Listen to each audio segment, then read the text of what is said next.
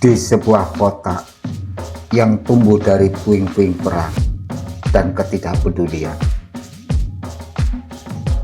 lahirlah seorang anak yang tak percaya pada negara. Ia hanya tahu dunia bisa dibeli, asal tahu harga dan siapa yang mau menjualnya. Namanya Pablo Emilio Escobar Gaviria. Bukan jenderal, bukan presiden, tapi ia punya pasukan, rakyat, dan kekuasaan.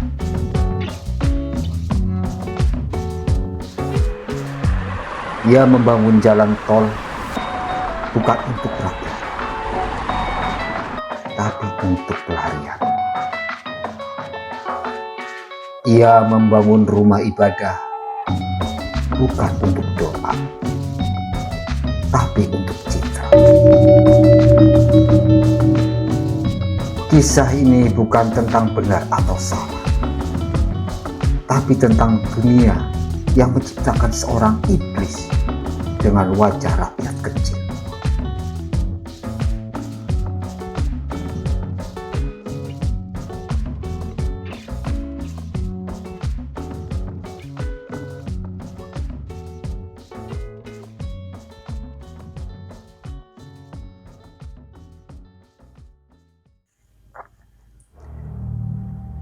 Sebelum Pablo menjadi Escobar, ia hanyalah anak kecil yang tahu caranya bertahan. Di Medellin, sekolah bukan tempat belajar, tapi tempat kabur dari rasa lapar. Negara ada di buku pelajaran, di pidato radio, di dinding kantor polisi. Tapi bagi anak-anak jalanan, negara hanyalah mitos, seperti Santa Claus atau keadilan. Ibunya berkata, belajarlah yang rajin. Tapi perutnya berkata, jual balon saja dulu.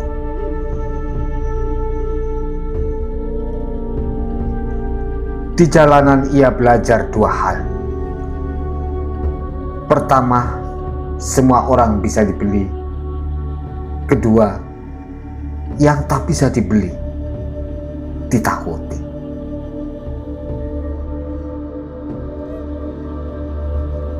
Dan disitulah negara mulai kehilangan bentuknya. Bukan karena Pablo mencurinya, tapi karena negara sudah lama pergi.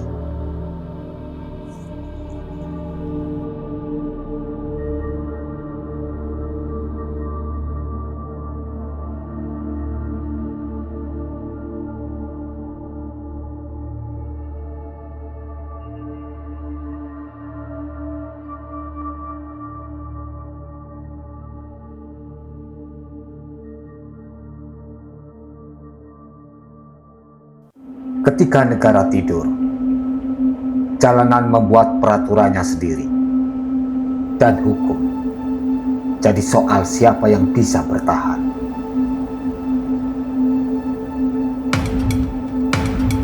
Di Medellin, Pablo muda belajar satu prinsip: keadilan bukan suatu benar atau salah, tapi soal siapa yang berani membalas lebih cepat.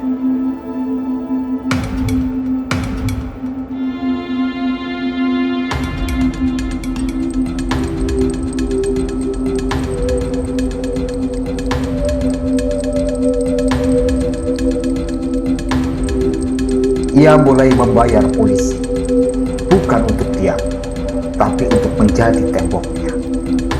Ia mulai memberi warga miskin sembako, bukan karena cinta, tapi agar disayang. Kartel bukan organisasi. Kartel adalah negara mini, lengkap dengan pajak, tentara, bahkan kebijakan sosial. Banyak yang bilang Pablo penjahat. Tapi tanya warga miskin, siapa yang membangun listrik, sekolah, dan rumah mereka?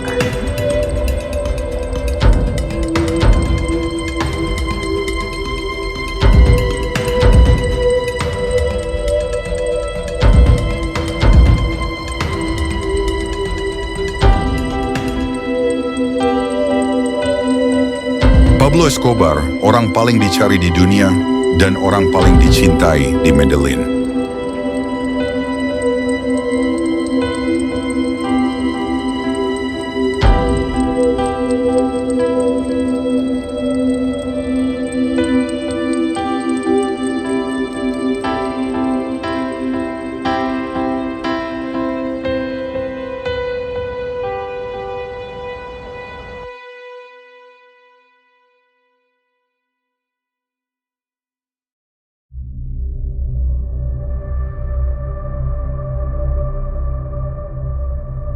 Ketika rakyat lapar dan pemimpin absen, muncul seorang raja yang tak diundang, tak dipilih, tapi disakiti.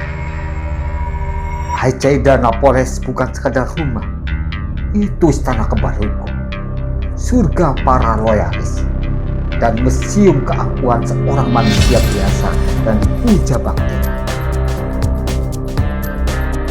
Pablo tak hanya punya uang, ia punya loyalitas. Bukan dari pantai, tapi dari perut yang kenyang.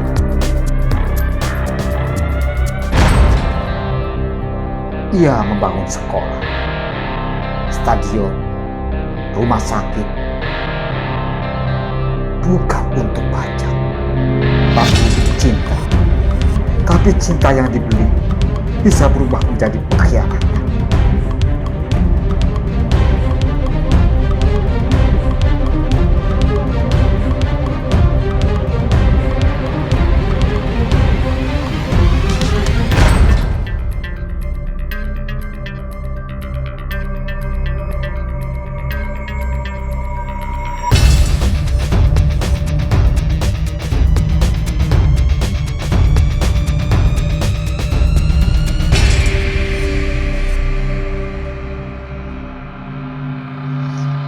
CIA mengintainya. Pemerintah Kolombia makin gelisah.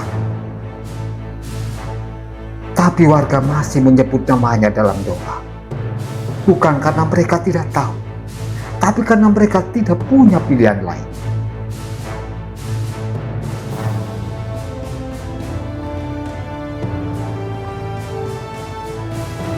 Ia bukan presiden, tapi semua keputusan harus menunggu Pablo berbicara.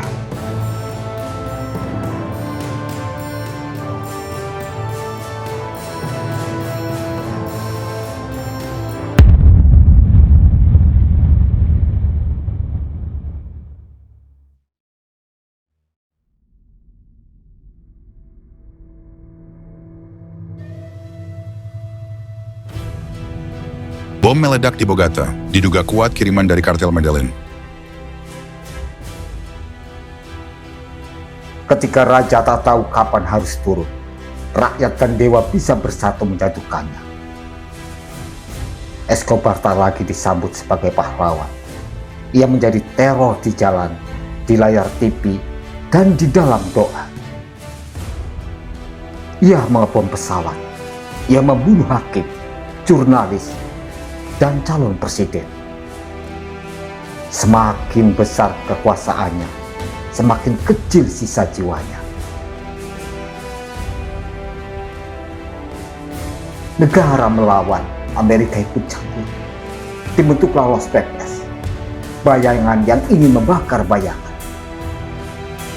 Setiap hari, satu demi satu pengikutnya tumbang. Pablo tidak lagi berbicara di depan umum. Ia sembuh di rumah biasa, di atap yang biasa, tapi takdirnya tidak biasa. Akhir 1993, di atap rumah tua, ia mencoba menelpon anaknya, tapi sinyal telepon membawa sinyal maut. Satu tembakan ke kaki, satu ke punggung, dan satu entah dari polisi atau dari dirinya sendiri, menembus kepalanya.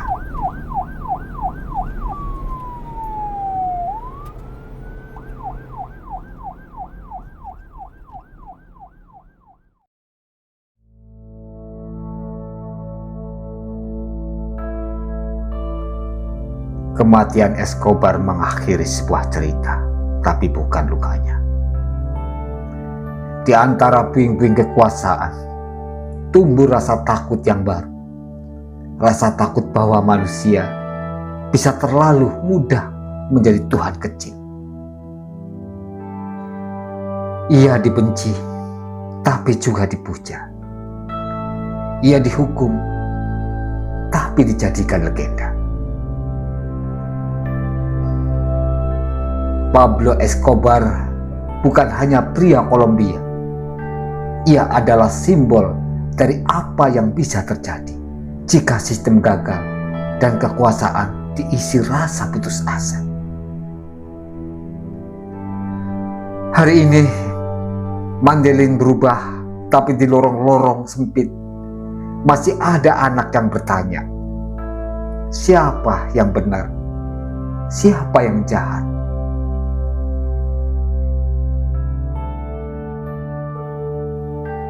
Barangkali kita tak berbicara tentang sosok Escobar, tapi sisi tentang gelap manusia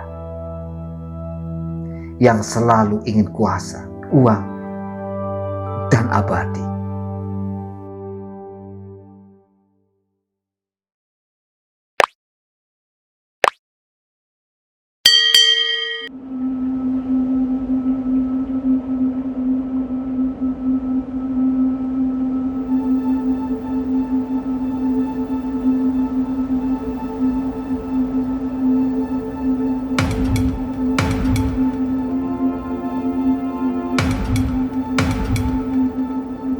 Inilah kisah yang tak selesai dimakan, karena sejarah tak pernah benar-benar mati.